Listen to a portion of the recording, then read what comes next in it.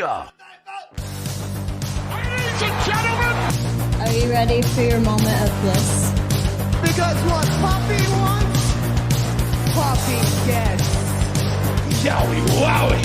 I don't even know if that's PG! Acknowledge me! Woo! Oh, you didn't know? Well, let me tell you something, brother! Welcome to the most must-see WWE talk show in history. Welcome to the Cream of the Crop Wrestling Podcast. The cream of the crop! Nobody does it better.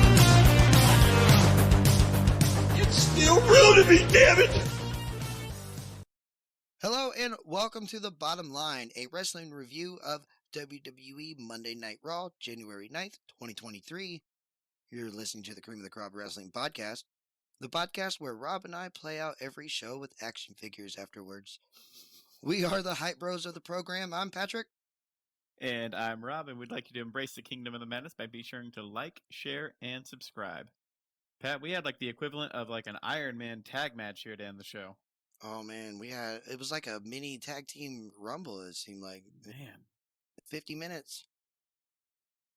It was you know what? I was surprised. We'll get to it a little later. I was surprised how much the crowd was into it by the end, but credit to the Street Profits on that one, man. But we'll talk about that later. Well, we'll definitely get there. If you could give us one word to describe the show, what would you give us? Holding pattern? We only have 3 weeks till the Royal Rumble. This felt like an episode where, so there's a national championship game on, and as much as I'm very much like, who cares about what else is going on the TV and who cares about this and that, make every episode count. This episode definitely felt like they were like, all right, we just need to get through this week, and then we'll be good next week. But next week starts the NFL playoffs too, so it doesn't really make sense. So just make all your shows amazing. Just keep trucking them through. So this one just kind of felt more very ho-hum. Well, with only 3 weeks until the Royal Rumble, Monday Night Raw started with Kevin Owens trying to talk about his upcoming championship match, but he was interrupted by JBL, who introduced the only person who pinned Roman Reigns in the last 3 years, Baron Corbin. But Corbin came out happy as ever, and we had a frustrating promo from Corbin and JBL with KO showing how he felt, with his face planted into the turnbuckle during all of it. This led to KO challenging Corbin, leading to our first match, which was Kevin Owens versus Baron Corbin. I'm relieved JBL was not on commentary, but he was parachuting around the ring during the match. This was a decent match with Kevin Owens winning after the stunner for the pinfall. But more importantly, after the match, the Usos and Solo Sikoa came out. They came through the crowd. But Kevin Owens was able to fight all of them off with a little help to a steel chair. What are your thoughts about all this, Rob? Promo-wise, dude, Kevin Owens just slamming his head. Not really slamming his head, but just like putting his head in the turnbuckle. Like, that literally was like, I've felt that before. Just, oh my gosh, are you really still talking right now? Is this going on? Like, that kind of thing. So much cheap heat from JBL and so much cheap heat from Baron Corbin. Like, this is like the most 80s bad guy wrestling promos of all time. And this is where I'm actually going to credit. JBL was always a good talker. I know some of the stuff he says is really annoying, but I think he's a really good talker. And you can really tell because right after him, when Baron Corbin talks, you're like, you are not as good. You don't carry the confidence in the crowd as well as JBL does. So Kevin Owens, though, the crowd was eating out of the palm of his hands. They love him down there in Birmingham, Alabama. They love him everywhere. Match-wise, it was almost like a glorified squash match. Like, Corbin got his stuff in. You know, he got the deep six with the close pinfall there. But otherwise, like, it was a pretty quick match. Cannonball, Owens gave a little suck it to JBL there. And then the stunner kind of came out of nowhere for the quick 1, 2, 3. Usos came out again. And I loved seeing Owens being able to fend him off.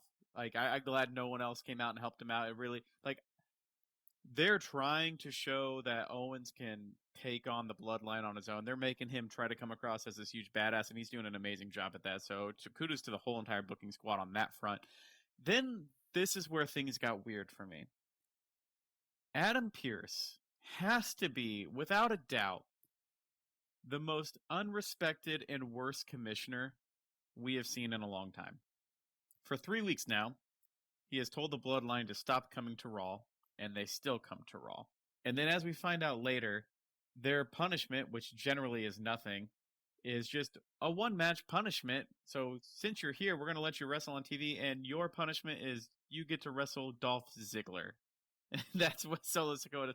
And so, like, every single week, man, they come to Raw, and Adam Pearce gets mad, and then he puts him in matches, and then they win the matches, and it does nothing to just give him any sort of credibility as a commissioner whatsoever. So the Bloodline can keep coming to Raw over and over and over again. Adam Pearce is not going to do anything about it. Oh, you know what? He did something about it this week, and you know what he did differently this week about it? Please enlighten me. Now he's structured the tag team turmoil match for the Raw Tag Team Championships. I mean, that part's understandable, but it's still. So I think that's what I think that's what ties into it. You know what I mean? I mean, that's fair. I hope it all does tie into it. I'm with you on that one. But, like, dude, be a commissioner. Put the hammer down. Do something. And I understand you're trying to get the Bloodline is above rules, above laws, but I have more to complain about this a little bit later. So, but Adam Pearce, man, get it together. Get it together. Well, moving on, the commentary tried giving us an update on Bianca Belair, saying she has multiple stitches, but she'll be back in no time. The announcers were actually interrupted by Alexa Bliss, standing on top of the announcer's desk, grabbing a microphone and telling everyone that she busted Bianca's face. And Bianca decided to run and hide, but she knows she doesn't have to be afraid of Bray Wyatt or Uncle Howdy. She's afraid of Alexa. Because Alexa is the new face of evil. She was interrupted by a video of a playground, and then Uncle Howdy's music started playing with images of Alexa Bliss. And then Uncle Howdy himself walked out on stage. What are your thoughts about all this, Rob? I like the storyline because actually Bray and Alexa kind of have similar storylines on what's going on. Because Howdy asked her, like, do you feel in charge? And it's like both of them are trying to be like, I'm my own person. I'm handling things my way.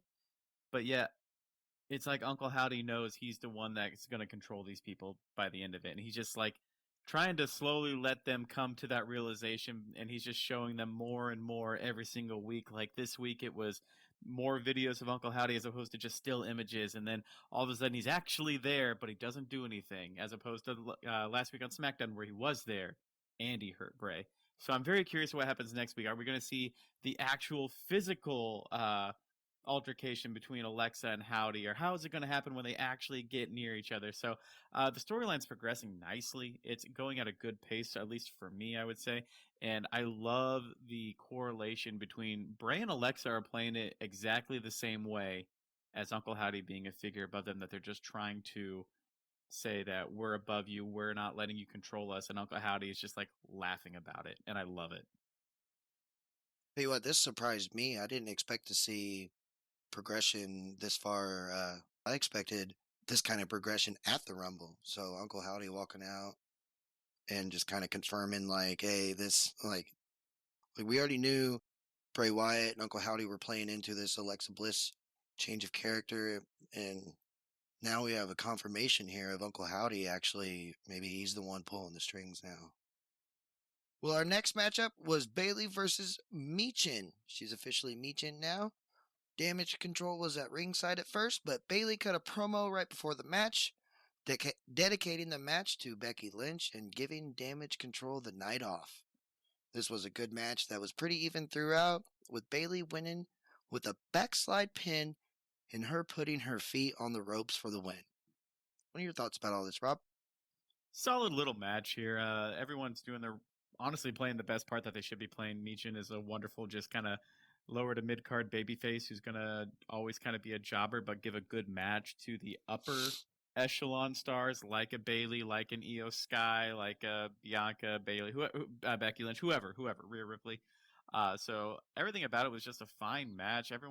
There was nothing offensive about it. It was just a match on the show to make Bayley look strong as she's going into the Rumble, because she is, I would say, a top 6 contender to win the Rumble, and the next few weeks, all we're trying to do is get our Rumble contenders looking strong going into it, so you kind of have a good idea of who the 5 or 6 women or men are that are going to win the match. And so it did exactly what it was supposed to do. I enjoyed it.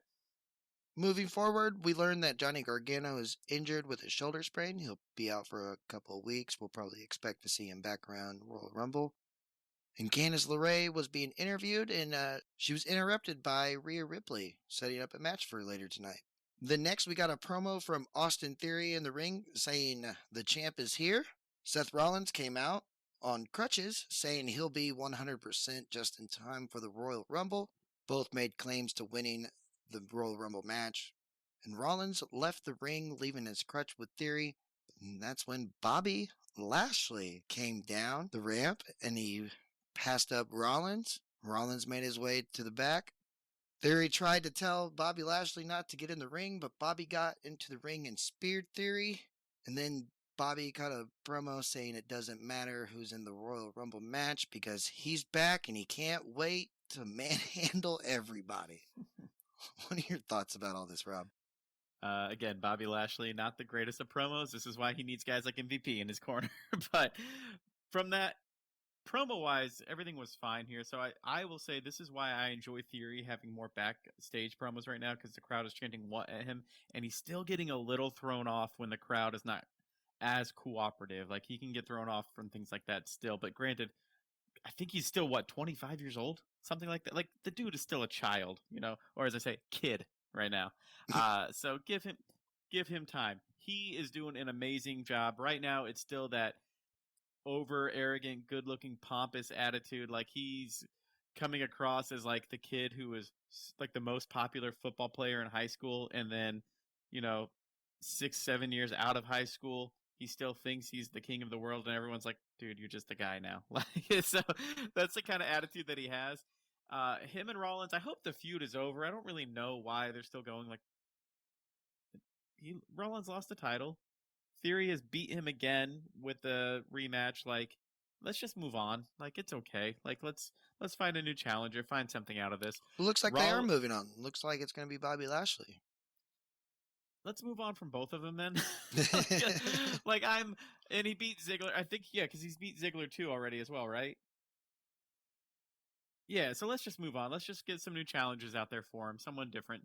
But I think it was just to showcase, kind of, again, we're talking about the Rumble. Kind of like, again, with the women, we're talking about the Rumble here, where the number one job is to get your bigger stars out there talking about the Royal Rumble, talking about how they're going to enter it, and talking about how they're going to be the ones to win it. And you're trying to get them as credible as possible. So you get that in your ingrained in your brain that, oh, this guy could win. Oh, this guy could win. Now, here is my one complaint. Theory is talking about, now I can win the Rumble and I can be the one to beat Roman Reigns at WrestleMania.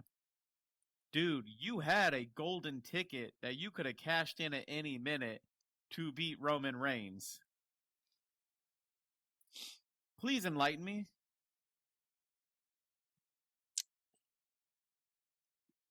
I think that's why you can expect him not to win the Rumble, Rob.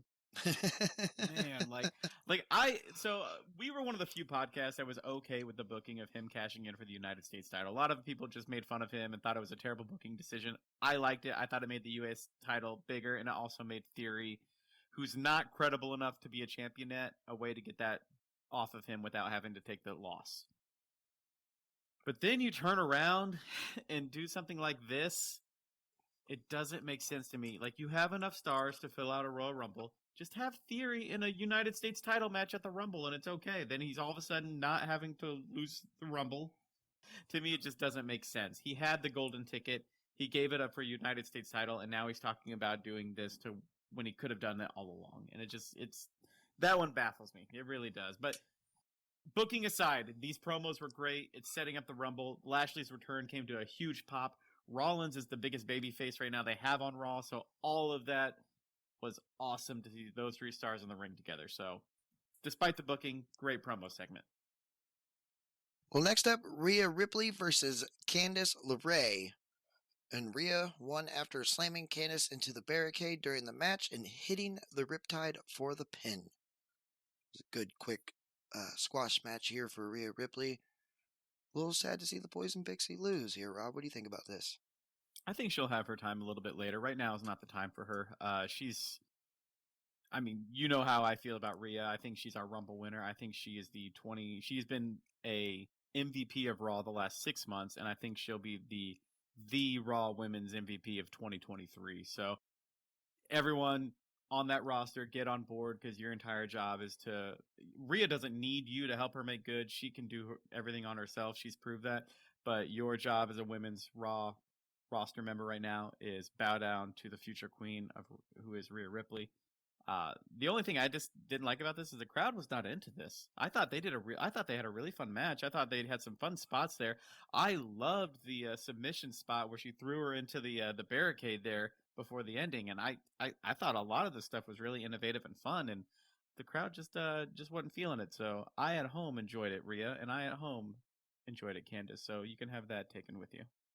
Yeah, it was a decent little match. It was a squash match, but Candice kind of battled back, and it's when she took it to the outside is when that was the mistake, because Rhea just took advantage of that and got overly aggressive, throwing her into the barricade and then slamming her into the barricade.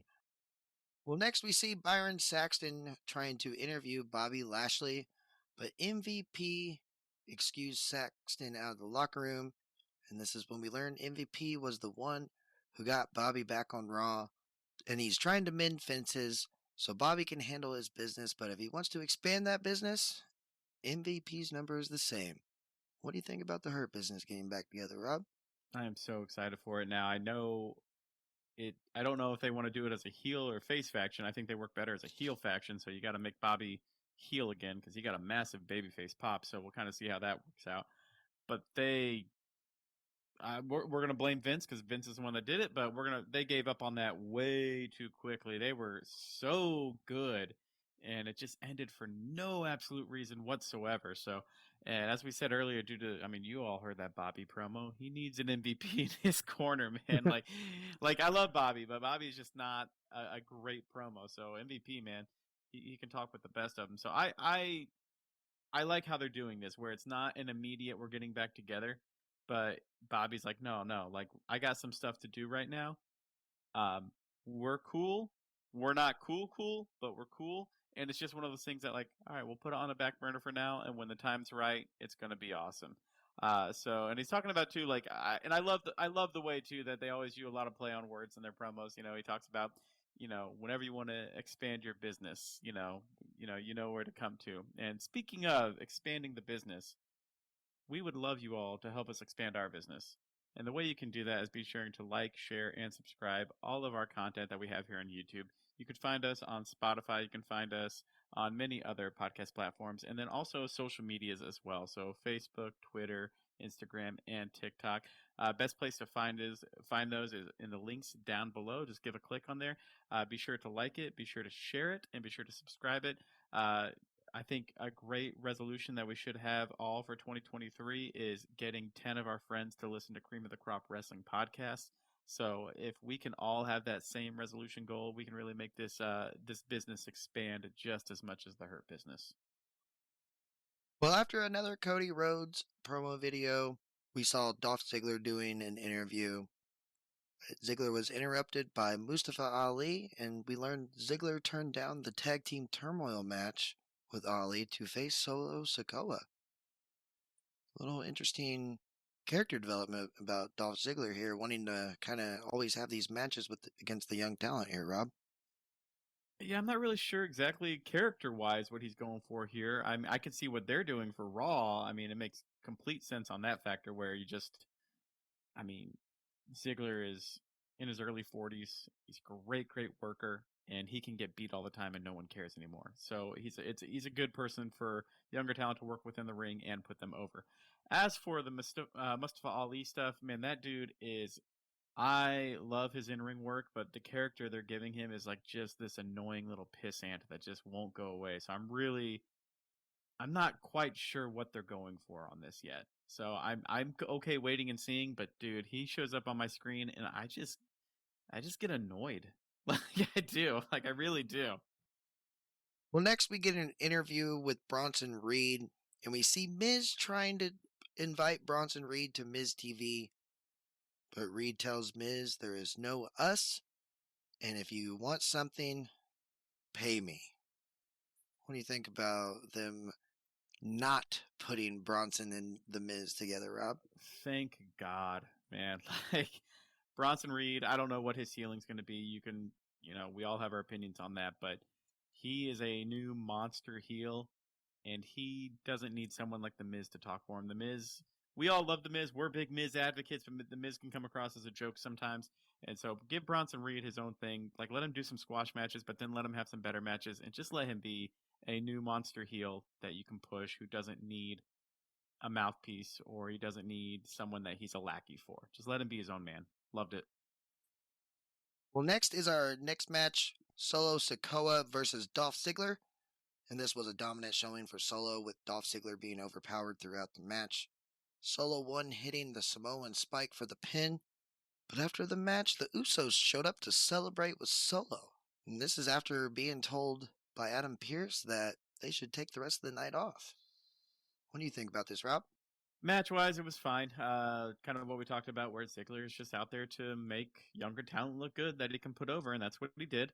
Solo looked super strong. Loved the Samoan spike as always on that one, especially like the pop-up spike for this one. But yeah, Adam Pearce, bro, you are genuinely, you have no power over what's going on up there. And I have an even bigger complaint later, but the Usos coming out once again after being told don't come out there. So man, run a tighter ship. All right, do something, please. Well, next Bailey was interviewed, but she was interrupted by Mia Yim, who then was jumped by Damage Control. Got any words about this, Rob? I do not. I have no words about this. Mia Yim's being put in that spot where, since there's no AJ Styles, and the OCs are going to, the big LG and Carl Anderson are going to be a job tag team, it looks like. So, I mean, that kind of leaves Mia Yim out in the wind, does it not? Or Michin, I should say. I'm sorry. Michin, yeah. It puts her in the role that she was going to be in. She's just there to get beat up by heels right now. And that's...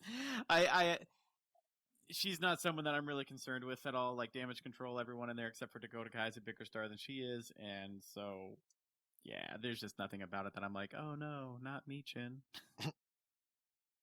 Well, next was Miz TV with the Judgment Day coming out, and Dominic Mysterio looking like vintage Conan, and he tells us about his hard times in jail and how he knows how Martha Stewart feels. And Priest said they're coming for the tag team titles, and this all ties into the tag team turmoil match, because the winner gets a chance at the Raw Tag Team Championship. What do you have to say about Miz TV, Rob? This was fun. I generally hate Miz TV because I think talk shows on wrestling are always just so silly and over the top. But Dominic was so good here. He had so many fun lines, like snitches get stitches. And when he said, now I know how Martha Stewart feels. And the Miz goes, I had sources that say you were only in county jail for like a few hours. And then all of the Judgment Day just got up in Miz's face being like, you don't know what you're talking about. Like Miz backing off. It was so cheesy, but just so well done. It was great. So, yeah, Dominic, everything bad I've ever said about you before, like, you in these last 3 to 4 months have been just a real MVP of this show for entertainment purposes. As a wrestler, you got a lot of ways to go, but entertainment purposes, dude, you're making me smile every time you're on the screen. Oh, this was the funniest thing I've seen on Monday Night in a while, since they started the thing with Dominic Mysterio going to jail. But let's start the main event, which is the tag team turmoil match, Rob. Because first up was the OC versus the Judgment Day. Damian Priest and Finn Balor. Judgment Day eliminate the OC with Finn Balor rolling up Carl Anderson. I think there's some interference from Dominic Mysterio. This led to the second entrance, which was Judgment Day versus Cedric Alexander and Shelton Benjamin. Cedric came out hot, but Judgment Day advanced after Priest hit the chokeslam and Balor hits the coup de grace for the pin. And then that led to the Alpha Academy coming out.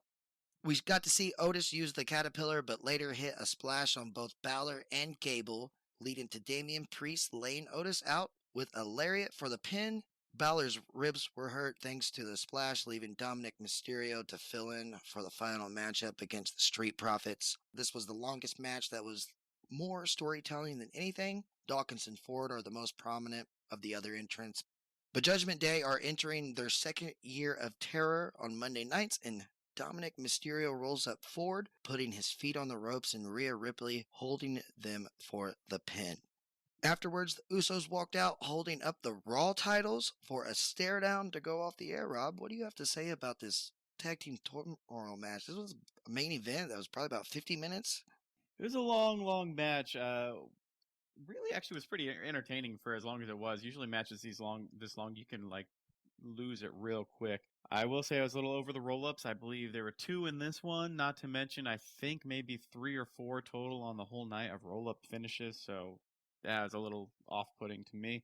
For the first part, Gallows and Anderson went in there and did Gallows and Anderson things. They are just glorified jobbers right now that the crowd loves, is what they're going to be. So it was what it was on that front. And I do love during that match, though, Dominic is sitting near the announcer's table, and there are times that I think it was Kevin Pritchard, is that his name? Kevin Patrick, yeah. And so he would be saying stuff, and Dominic would turn around, and he's like, I did my time, man. Like, I did my time. It would just be like, just saying comments like that all the time, and I just freaking loved it so much. So, like to see, so officially, I would say Cedric and Shelton obviously are back together, so, the Hurt Business eventually, down the road, is going to be an actual thing with an actual title. That was a fun little match. Actually ended with a coup de grace, a finisher, so that was fun. And then, I don't know if it was just for the match, but the crowd loved the Alpha Academy. So I don't know if we're getting a random babyface switch here, because the crowd's loving to shush. The crowd wanted the Caterpillar. We got the Caterpillar. So there was a lot of moments in there where I'm like, is this gonna like be the heel, like the face turn that we need? Because they're entertaining enough to where, to me, it works perfectly. So that was a little bit fun. And then I do love the selling of the ribs. And then you get out there, and Adam Pearce is like, well, you guys are going to have to forfeit then. Like, no. We'll have Dominic wrestle on the match, things like that. So Finn Balor did a really, really good job there of faking that, because even after they had the victory, he was celebrating, and then he had a look on his face that said, oh yeah, I need to sell my ribs. Like that kind of thing. So I really enjoyed that a bunch. He's been over the top with his heel antics, and I've enjoyed that a lot. Credit to the Street Profits, credit to Dominic, mostly credit to Damian Priest through all of this, but the Street Profits went out there, and for a 50-minute match, this crowd was on their feet for that last 10 minutes while the Street Profits were in there. And that is credit to Angelo Dawkins doing a lot of great maneuvers there. And then my favorite one is, you have Dominic is in the corner. You have Damian Priest, who's on the outside of the ring in the corner. He just threw Angelo against like the timetable area, timekeeper area. All of a sudden, you have Ford come running at Dominic in the corner. You think he's going to do a move on Dominic, but no. He does a complete flip over the post onto Damian Priest over the corner, and dude, the crowd erupted on that. That was such a big time move. I loved that. But again, it ended with just a roll-up pin from Dominic, feet on the ropes, Rhea Ripley holding the feet down, and just kind of a meh pin. And then we're going to end the whole thing by complaining again about Adam Pearce. You wanted to say that the Usos had to be off the show. You then say, as a punishment, we'll just give him a match, an easy match at that, against Ziggler. And then you let the Usos come out again. And then for a third time after, not only do the Usos come out for a face-off to get that photo, they come out with their music as well. So that means that you are allowing a producer to go ahead and play their music knowing that they're going to come out there? Dude, you got to get your show together. Right now, like, you are just looking like the worst commissioner known to mankind. So I know we don't do awards or anything like that, but the LVP for this whole show is Adam Pearce, dude. You get a complete 2 thumbs down from me for everything you pulled off. But the main takeaway here is, and this is something, Pat, if we could talk about a little bit, this was specifically for the Raw Tag Team Championships, not the Unified, not SmackDown, just for the Raw ones. And one of the things we discussed is, as a punishment from Pearce, potentially being a way to split the titles is they have to defend them against Raws, or they're essentially Pierce is trying to find a way to get the Raw titles back onto Raw and more as a punishment, things of that nature. So I just kind of want to talk with you on how, if we do split the titles, how are we going to get there? Is it going to be this one, or just kind of your whole thoughts on that? Not too sure. I don't think the titles are coming off the Usos anytime soon. I'd be surprised to see them lose the Raw Tag Team titles. If anybody that they lose the Raw titles to, I mean, the Judgment Day makes a lot of sense. They've been the more prominent faction on Raw, but I honestly want to say this might be a way, just because WWE is going up for sale. This is a way to boost the profits, or to boost the worth of both shows. Both shows getting titles, and I mean, we could probably even. But the more important question is what does this spell out for our undisputed champion? That's another big one there, because there's been talks about having to split his titles as well. So I'm kind of curious on how they're going to go that route with it. I mean, I hope they split it, because I get tired of hearing people have to say WWE Undisputed Universal Champion like every time they talk on the microphone. That's kind of annoying. So I am genuinely curious if they're going to split them, and then how they're going to split them. And I know it would be lazy, but if you're going to split it before Mania, almost just, I don't want Roman to take a pin, but it would be so lazy to just say, hey, you have to forfeit that title. Vince booked themselves into a corner with this one, and I know they're trying to find a way to get back out of it, and I'm just, I don't know where they go with it. So, but overall, this was a fun match in the end here. So it's mostly just working our way through the Bloodline storyline, because that's just honestly the thing that's taken over all of WWE, and getting to the Royal Rumble. So I think that Judgment Day and the Usos is going to be a fun match. I kind of want to see that whole faction go after each other a little bit, because I think that would just be a really good storyline in general. You know when what is the match happening? Is it happening next week? I don't know. I don't did remember. They say? Yeah, I don't remember either. Yeah, I couldn't tell you. I don't know if they said or not.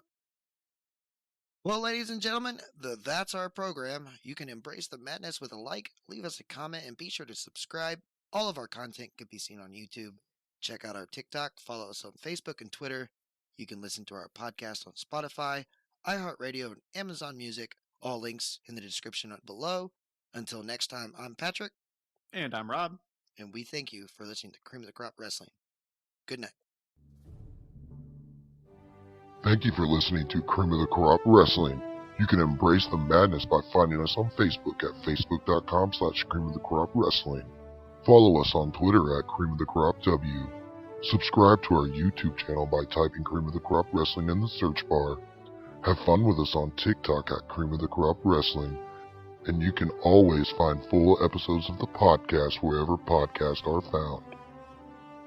Nothing means nothing, man. Nothing means nothing. What do you mean by that? More, I'm talking about all the way to the top, yeah. Unjustifiably in a position that I'd rather not be in. But the cream will rise to the top, oh yeah. You know that I'm the cream of the crop. The cream of the crop. Nobody does it better. Oh yeah.